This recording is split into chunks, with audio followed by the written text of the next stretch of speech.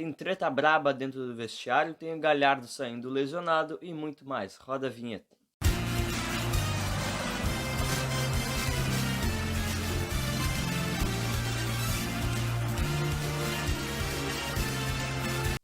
Bom, gurizada, antes de começar esse vídeo, peço que tu deixe teu like aqui embaixo, se inscreva no meu canal e, claro, ative o sininho para receber a notificação toda vez que sair um vídeo novo por aqui.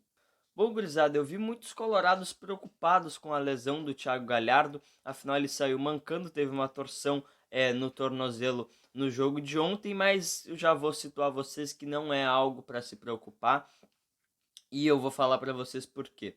O repórter Gustavo Berton, que é gaúcho, mas hoje trabalha na Fox Sports lá em São Paulo, falou o seguinte: acabei de presenciar o Galhardo deixando o Beira-Rio, caminhando normal, sem gelo no tornozelo e cantando Ferrugem. À primeira vista, a lesão que o tirou do jogo não deve preocupar, tomara.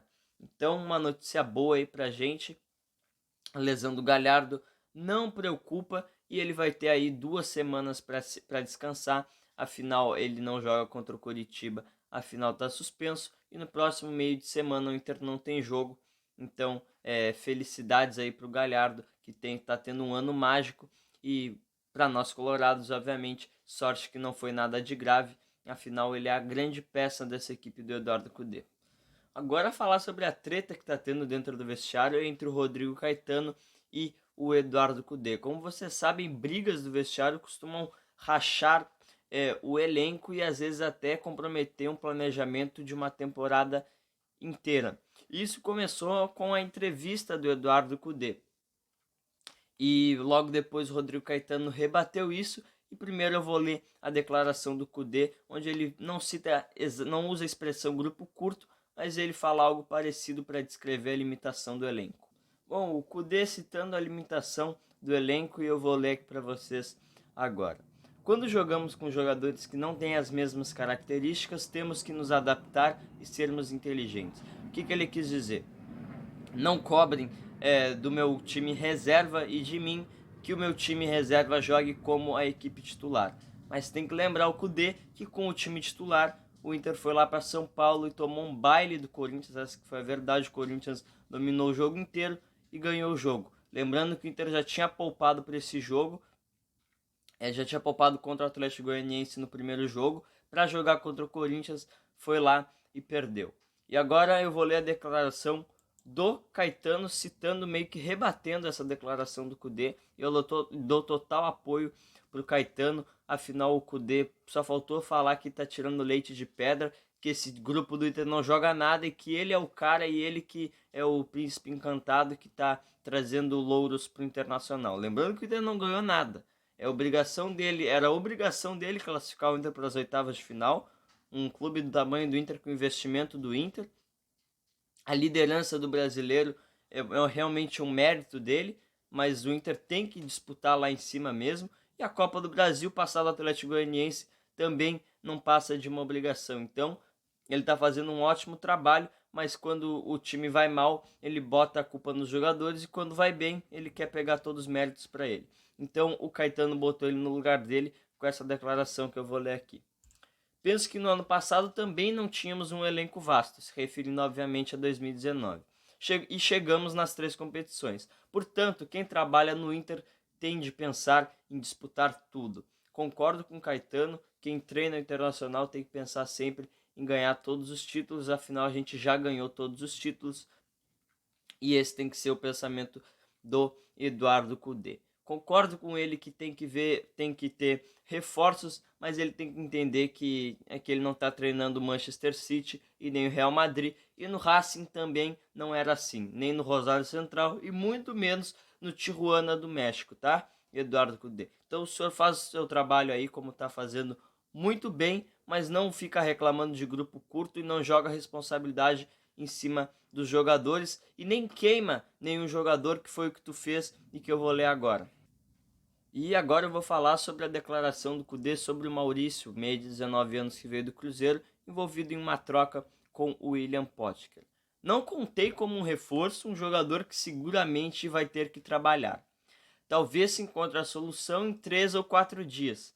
Se não der para se adaptar, a solução se torna trabalho. Ou seja, ele falou que o jogador não está pronto. Depois ele ainda cita que ele mal jogou, que ele não jogou ainda em uma primeira divisão. Ele está equivocado e o Caetano fala isso depois na declaração dele.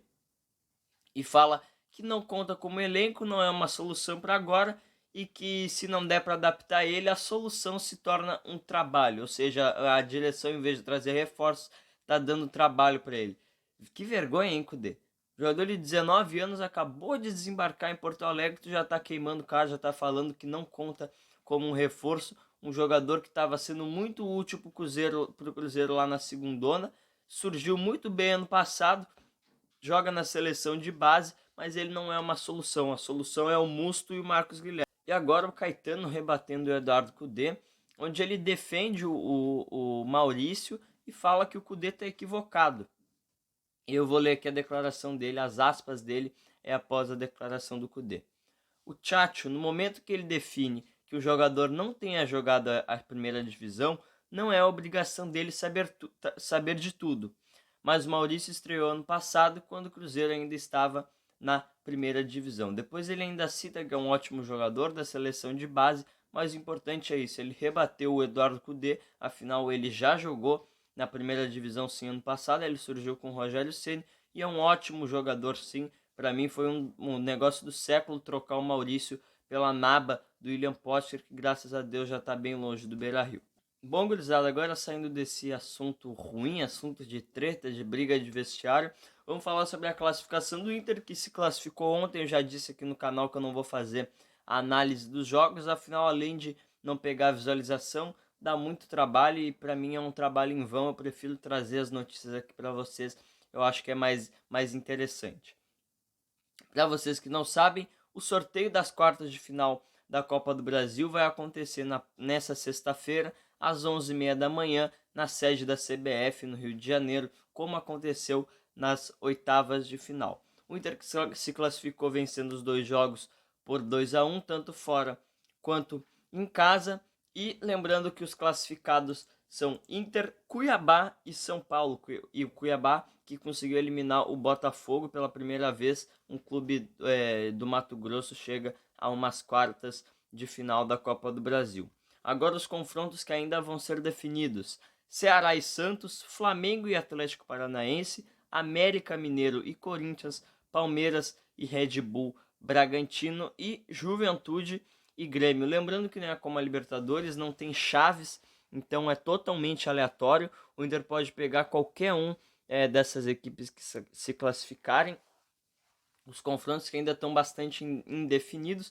Para mim, os únicos dois que já estão classificados são Flamengo e Palmeiras. O Palmeiras ganhou de 3-1 fora de casa e o Flamengo ganhou de 2-1 fora de casa. E o Atlético mostrou que não vai assustar muito o Flamengo. Bom, esse foi o vídeo de hoje. Te inscreve no meu canal, deixa teu like e, claro, ativa o sininho para receber notificação toda vez que sair um vídeo novo por aqui. Por hoje foi isso, falou, tchau, tchau!